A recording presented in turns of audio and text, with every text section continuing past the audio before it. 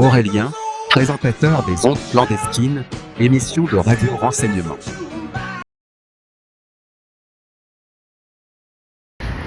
Bienvenue à toutes et à tous sur le plateau des Ondes clandestines. Aujourd'hui, émission toute particulière concernant l'affaire Brigitte Macron, toujours avec un personnage que vous découvrirez avec Jean-François Carracci au micro des Ondes clandestines. Je vais faire sobre, écoutons-le. Xavier Poussard, voilà un nom qui devient de plus en plus célèbre. Il a été le rédacteur en chef de Faits et Documents, un magazine présenté comme état conservateur et complotiste de sensibilité extrême droite. Cet homme a écrit le roman, on va dire le roman, à succès, le best-seller Becoming Brigitte. Savoir que en France comme aux États-Unis, Becoming Brigitte est numéro 1 des ventes sur Amazon. Il s'en est vendu déjà des centaines de milliers d'exemplaires. Dedans, il n'y a rien. Il n'y a pas de test ADN fait en catimini de Brigitte Macron qui prouverait qu'elle n'est pas X et Y, mais qu'elle est XX. Je ne réponds pas par ce podcast à la question de savoir si Brigitte est un homme ou une femme. Ce n'est pas de mon chef, c'est à la Cour de justice de la République à déterminer cela. Surtout si l'histoire qu'en SOS et les supposées menaces de mort, voire organisation concrète d'un assassinat, sont avérées. L'ancien homme de renseignement que je suis, c'est une chose, c'est que ça fait déjà 10 ans que le couple Macron me paraît comme extrêmement suspect. Il était déjà ministre des Finances, que je voyais bien la trajectoire de cet homme qui allait le porter à l'Élysée, et l'histoire surtout avec la Société des rédacteurs du Monde, le journal Le Monde, la façon dont il y a eu cette étrange chassé-croisé entre Alain Menck, Emmanuel Macron, etc., et Xavier Pigalle, pour la reprise en main du Monde, a déjà montré l'homme qui était le président actuel, le président de la République française. Xavier Poussard aurait été formé, fait, par lui, le bien réel complotiste et homme d'extrême droite, Xavier Soral. Xavier Soral ? Soral, sûr, Xavier, j'ai un doute. Soral est un homme tout à fait particulier. C'est le frère de l'actrice, la célèbre et délicieuse actrice. Actrice qui d'ailleurs dit de son frère qu'il est fou, qu'il a toujours été fou. Xavier Poussard, c'est un petit monde, un petit mélange. Xavier Poussard est un homme brillant intellectuellement. Il a un raisonnement d'homme d'enquête sérieuse, même d'un homme de renseignement. J'ai écouté ses dernières interviews, il est très structuré. Bon, il a un plaisir, c'est de plutôt attaquer les gens de gauche que de droite. Bon, ça, on peut pas le lui reprocher. Mediapart fait l'inverse. Mediapart attaque des hommes de droite plutôt que de gauche. Bon. Xavier Poussard, Faits et Documents est une sorte de Mediapart. Parce que c'est par Faits et Documents que l'histoire Becoming Brigitte est née. Et finalement devient de plus en plus sérieuse dans l'esprit de plus en plus de personnes. Xavier Poussard a déjà commis une faute humaine et sociale. Pour moi, c'est qu'il a très vite trahi Natacha Ray et Amandine Roy. Très vite, Xavier Poussard, comme elles étaient poursuivies en justice, elle, alors que lui non, étrangement, alors que lui a fait beaucoup de bruit et gagne de l'argent avec le livre Becoming Brigitte, il n'est pas poursuivi, alors que les deux femmes l'ont été, ont gagné des procédures, et là il y en a d'autres en cours, qu'elles gagneront peut-être, qui pourront éventuellement révéler encore un peu plus les secrets les plus intimes du couple présidentiel. Xavier Poussard, à ma connaissance, a fait fortune ces derniers mois grâce à la vente de Becoming Brigitte en France et aux États-Unis. Sauf qu'il a pu sortir le document Faits et Documents, toute l'enquête qui a eu tant de succès et tant de bruit grâce à Natacha Ray et Amandine Roy. Est-ce que Xavier Poussard a partagé les royalties de Becoming Brigitte avec Natacha Ray et Amandine Roy, qui sont les deux femmes qui ont fait connaître mondialement cette affaire ? Non. Xavier Poussard garde son argent pour lui, d'une affaire qu'il n'a pas révélée au départ, et surtout, qui n'a pas explosé grâce à lui. Étant donné qu'il vient de se faire plusieurs millions d'euros, est-ce qu'il n'aurait pas pu, par exemple, sur 4 millions d'euros, donner 100 000 euros à Amandine Roy et 100 000 euros à Natacha Ray pour les remercier d'avoir été à l'initiative de tout cela? Parce que sans Natacha Ray et Amandine Roy, pas de Xavier Poussard dans cette histoire. Donc je suis embêté par la façon dont Xavier Poussard joue au héros, qu'il est peut-être, mais en tout cas, je suis très amer parce que Donald Trump, paraît-il là, depuis quelques jours, la CIA, les services secrets américains protégeraient Xavier Poussard réellement de cette folie qui serait cette folie qui révélerait l'existence d'un contrat au vu d'un meurtre de Xavier Poussard et de Candace Owens. À cet instant, les éléments sont pas suffisants pour qu'on puisse, nous tous, se faire une idée. De toute façon, ce sera la justice américaine et française de se faire une idée. Mais c'est le tribunal médiatique qui, de toute façon, va décider avant tout tribunal judiciaire américain ou français sur ces éléments. Si en effet l'Élysée, par excès, par colère, par coup de folie, a éventuellement mis en place ce potentiel contrat, c'est à la fois une folie du couple présidentiel et à la fois le révélateur de comment ils ont toujours fonctionné. Si on en croit l'affaire du meurtre de Berlin dans la jeunesse de Macron, et si on en croit beaucoup d'autres affaires, beaucoup de sugar daddy interviennent à de nombreux étages. Je me souviens d'une anecdote que m'a raconté Pascal Payen-Appenzeller, directeur général du prestigieux prix d'architecture Le Geste d'Or, dont j'ai été délégué auprès des maires. Prestigieux prix d'architecture où siègent au conseil d'administration tous les majors du BTP. Et dans les membres fondateurs du Geste d'Or, il y avait Gérard Worms. Gérard Worms, de la banque Worms, était un très grand banquier associé chez Rothschild. C'était un homme qui est mort à 90 ans, qui était un ami intime de Pascal Payen-Appenzeller. Parce que Pascal Payen-Appenzeller, avant d'avoir été au Geste d'Or, est un homme qui a connu tout Paris, tous les secrets de Paris, était très, très, très impliqué dans les grandes affaires d'État. Un homme de grande valeur. Pascal Payen est un homme brillant, un expert en art international valable, un ami que je ne fréquente pas en ce moment parce que j'ai pas le temps et parce que mes affaires sont mes affaires. Et quant aux amis, on ne demande aux amis que ce qu'ils peuvent faire. C'est ce que j'avais utilisé en tête d'ailleurs pour recommander quelqu'un à l'OTAN l'année dernière. Et voilà, on ne demande à un ami que ce qu'il peut faire.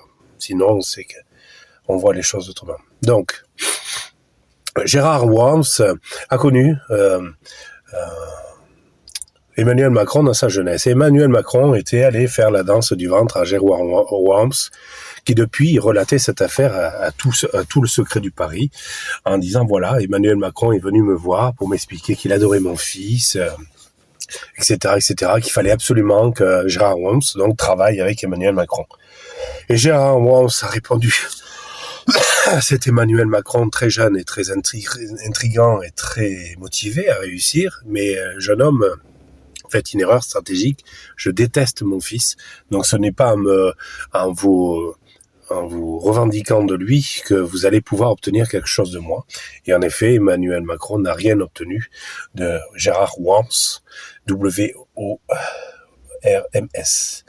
Mais par contre, Gérard Worms a été surpris. Pourtant, dans ces grands cercles, il y a toujours de la courtiserie, des courtisans, etc. Je l'ai vu avec Berlusconi, je l'ai vu avec Andreotti, je l'ai vu en France avec différents sénateurs avec qui j'ai travaillé de près ou de loin. Pareil à la Grande Loge Alpina, au Grand Orient d'Italie, à la Grande Loge nationale française où je côtoyais le sommet. Eh bien, pour diverses raisons légitimes, je côtoyais très jeune ces sommets-là, et je voyais ces courtisans qui obtenaient souvent des choses et qui étaient des traîtres, des traîtres un jour ou l'autre. Donc, le profilage d'Emmanuel Macron et le profilage de cette affaire correspond, le profil correspond. Après, moi, je suis un citoyen français qui ne veut pas de problème judiciaire, donc il est évident que je ne vais pas accuser le président de la République française de quoi que ce soit. Ce qui est certain, c'est que si à tout hasard, dans une folie complètement déraisonnable, je vais dire. Le couple présidentiel a mis en place cette idée de contrat. Ça montre à quel point déjà le couple n'est pas intelligent, parce que on ne fait pas tuer des gens qui sont connus, parce que c'est pire. Il fallait justement ne pas rendre célèbre Candace Owens en faisant un procès médiatique contre elle, et il fallait la faire glisser dans sa douche. Et c'était terminé. Là, non. Il y a une guerre des médias qui est complètement folle, absurde. Donald Trump est le fou, pour parler d'un jeu d'échecs, de cette histoire. Donald Trump, imaginons que la CIA ait informé Donald Trump que le couple Macron faisait ça. Donald Trump n'a, à ma connaissance, rien fait pour dire aux Français, vous avez un couple de criminels. Au contraire, Donald Trump s'est dit à titre personnel, tiens, je connais les secrets du couple présidentiel français, et je vais m'en servir dans mon seul intérêt personnel. Mais c'est ce que fait toujours Donald Trump. Il regarde d'abord son intérêt personnel, et après, si éventuellement ça peut servir les Américains, pourquoi pas. Mais je vois beaucoup de choses sur les réseaux sociaux, que ce soit les réseaux sociaux nationaux comme les réseaux sociaux plus alternatifs, qui ne disent pas toujours des idioties. Le président de la République veut délivrer un label des médias auxquels il faut croire. Bah non, parce que Libération a écrit 3 pages mensongères sur moi, qui ne seraient pas une vérité que je n'accepte pas, mais bien des mensonges. M6 et Le Parisien, pareil. Un peu l'Indépendant du Nord-Pas-de-Calais qui s'est fait marabouter à l'époque par quelqu'un dans le Nord qui a voulu se venger et n'a pas hésité à mentir, et ces mensonges ont été relayés. C'est ainsi, c'est comme ça. Mais la question ne reste pas ouverte de qui est mon père, puisque mon père est Michel. Donc Donald Trump, dans cette histoire macabre dans laquelle lui il a l'habitude, Donald Trump aime les danses macabres. C'est son ADN. Après que Donald Trump fait former par Cohen, l'ancien avocat new-yorkais gay et avocat de la mafia, eh bien c'est la même coterie, on peut supposer, que Trump, qui a fréquenté le milieu gay mafieux américain pour pouvoir faire fortune, eh bien, n'a jamais été dérangé finalement par le milieu gay mafieux parisien. Au contraire, quand on voit Donald Trump et Emmanuel Macron se tenir la main devant la cathédrale, la rénovation de la cathédrale Notre-Dame, mais finalement on a froid aux yeux. J'allais dire on a froid aux yeux. On pourrait presque dire ça aussi, mais on voit ce Donald Trump au premier rang faire le malin avec son regard de fou, en fait. Donald Trump a vécu un miracle, mais qui n'est pas un miracle au sens religieux du terme, c'est le pasteur que je suis qui l'affirme, où il a survécu une tentative d'attentat, dont acte, mais c'est pas un héros, c'est pas un prophète qui est né ce jour-là, qui a survécu. C'est juste un type que le mal a épargné, au final. Je fais pas de religion, de théologie là. C'est juste pour expliquer les parcours de chacun. Donc, ce Xavier Poussard, qui gagne beaucoup de sous grâce à une histoire vraie ou fausse, on va le savoir très vite maintenant, par rapport à la sexualité supposée ou réelle de la première dame, d'une première dame qui touche 40 000 € de salaire par mois à l'Élysée pour faire on ne sait quoi. C'est mystérieux. Pour mettre des contrats sur la tête de ceux qui sont contre elle, peut-être, je sais pas. Là, j'attends les grandes déclarations de Dupond-Moretti, puisqu'il est l'avocat dans l'affaire Candace Owens. On va voir les conneries nouvelles que Dupond-Moretti va expliquer. Il a su défendre il y a 20 ans l'idée que l'inceste heureux existait, Dupond-Moretti, dans l'affaire Outreau. Donc on va voir le savoureux argument que Dupond-Moretti va nous fournir pour expliquer pourquoi Candace Owens explique qu'elle a déjoué un contrat sur sa tête. On va voir. Moi, je n'affirme pas qu'il existe un contrat sur la tête de Xavier Poussard et Candace Owens, parce que ce serait tellement une folie de la part de l'Élysée d'avoir organisé ça, que en fait, ça détruirait la République. N'imaginez plus d'élection présidentielle, n'imaginez pas de 5e République ou de 6e République. Ce serait la démonstration absolue et parfaite de ce que je vous dis depuis des mois, où la démocratie, on l'a vu avec Sarkozy, on l'a vu avec d'autres, n'arrive à porter à la présidence que des fous. Et ça, il faut arranger cela, il faut changer cela. Moi, j'ai fait la démonstration que je n'étais pas fou. Déjà, dans mes affaires familiales, qu'elles soient adoptives ou naturelles, j'ai dû aller 100 fois chez le psychiatre, il faut le savoir. La justice versaillaise m'a obligé à aller chez un psy pendant 3 ans. Et les 2 psys que j'ai vus, Dr Bernardi et Bernasconi, en ont conclu officiellement que je n'étais pas du tout fou, que j'avais beaucoup souffert, notamment de la mort de mon fils, mais aussi de la destruction des preuves dans les entreprises Karachi qui m'ont fait être condamné en justice injustement. Donc évidemment que je porte sur moi et en moi les marques de ces tragédies-là. Mais par contre, ma psyché ne s'est pas brisée. J'ai mon esprit, par miracle, là il s'agit bien d'un miracle, eh bien, a gardé le cap. Donc aujourd'hui, je sais encore où j'en suis. Ma raison fonctionne encore. Je sais distinguer le vrai du faux. Je sais gérer ma colère parce que de temps en temps, je suis en colère encore aujourd'hui, notamment quand je vois le prince d'Adoradou jouer au prince alors qu'il n'en est pas un. Donc bien sûr, je serais insensible et totalement calme. C'est que là, j'aurais perdu la raison parce qu'il y a des choses où on ne peut pas rester tranquille. Donc l'histoire Xavier Poussard qui oublie de remercier Natacha Ray, même qui humilie Natacha Ray et Amandine Roy à l'occasion en disant « Oh, ce sont des petites personnes. Moi, je suis un grand journaliste. » Oui, Xavier Poussard, tu as un esprit qui fonctionne pas mal. Là, tu es réfugié à Milan. En tout cas, tu l'étais dernièrement. Les services secrets italiens ne savent pas quoi faire de toi parce que tu n'es pas forcément un héros réfugié chez le camp Meloni, parce que Meloni, Xavier Poussard ne sait pas quoi en faire, parce que Meloni, qui est la personne que je vous ai déjà relatée, qui est une femme qui a su construire sa carrière patiemment, à coup d'intrigue, se retrouve un peu comme vous vous souvenez la cassette de Méry dans l'histoire Strauss-Kahn. Strauss-Kahn s'était retrouvé à avoir une cassette qui prouvait les enveloppes, les valises d'argent que Chirac et son clan recevaient à l'époque où il était maire de Paris. Et Strauss-Kahn avait cette cassette qu'il n'utilisait pas parce qu'il s'en servait, lui, pour négocier sa propre trajectoire, ce qu'il a réussi à faire, puisque très peu de temps après, il a fini directeur général du FMI. On peut se retrouver, en France comme ailleurs, en possession d'une preuve qu'on se sert pour faire du chantage, pour faire de la manipulation et se retrouver directeur général du Fonds monétaire international, par exemple. C'est aussi l'objet du podcast que j'ai fait hier sur l'histoire de Georges Cardel. Georges Cardel s'est retrouvé avec des preuves dont il savait qu'il ne pouvait pas faire vivre et des preuves qui ont été détruites au bénéfice de son absence. Donc, par exemple, mes relevés de banque du CIC, Société Bordelaise de Montpellier, qui, par exemple, montraient qu'Olivia Karachi n'avait jamais perdu d'argent grâce à moi, qu'au contraire, l'investissement chinois était revenu sur ses comptes, donc, en effet, il n'y avait pas eu de vol du tout. Après, les seules choses où moi, en effet, j'ai eu un problème financier en 2006-2007, c'est que mon American Express, comme le délai était de 3 mois de paiement, eh bien, en effet, à un moment donné, je me suis retrouvé à acheter des choses et être en défaut de paiement à un moment donné. Mais je suis allé revendre aux enchères à Montpellier ces montres pour pouvoir les rembourser. Donc là, encore une fois, pareil, eh bien, les preuves étaient là. C'est-à-dire que Jacques Martin et François-Joseph Karachi m'ont fait condamner pour filouterie, pour quelque chose qui n'a pas eu lieu.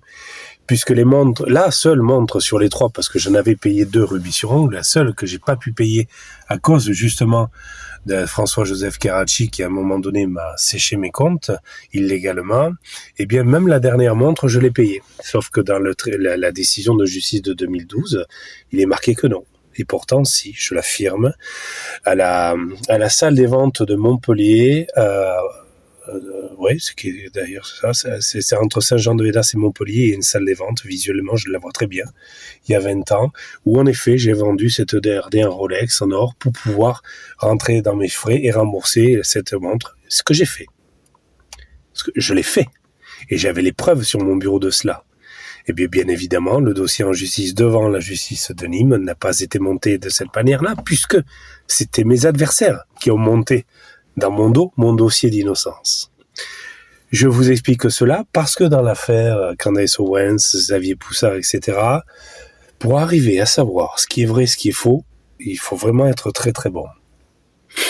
Et je suis sûr que même les services de renseignement ont du mal à s'y retrouver. Parce qu'il y a tellement d'aplomb, d'assurance, d'affirmation de telle et telle chose, de part et d'autre, qu'il faut vraiment avoir le nez fin pour pouvoir s'en sortir. Ce qui est sûr, c'est cela, c'est que si cette histoire de contrat d'exécution n'existe pas, eh bien c'est une folie. Et si ce contrat d'exécution existe réellement, c'est une folie aussi. Et à mes yeux, ça montre à quel point la démocratie française, mais aussi américaine, doit s'arrêter et passer à autre chose. Trouvons-nous quelqu'un pour qui on a envie de se lever le matin pour l'honneur de la reine et pour l'honneur du roi. Et bien voilà, les ondes clandestines, c'est terminé pour ce soir. Merci de nous avoir suivis en off. Je dois dire que cette émission a été absolument rocambolesque, car il m'a fallu redorer sur le montage. Je ne sais pas si le rendu sera efficace, mais en tout cas, il est aussi inextricable en fait que les preuves que nous avons pu voir en fait dans ce dossier Macron, ce dossier Brigitte Macron, ce dossier assez nauséabond, il faut le dire. Merci de nous avoir suivis et à très bientôt sur les ondes clandestines.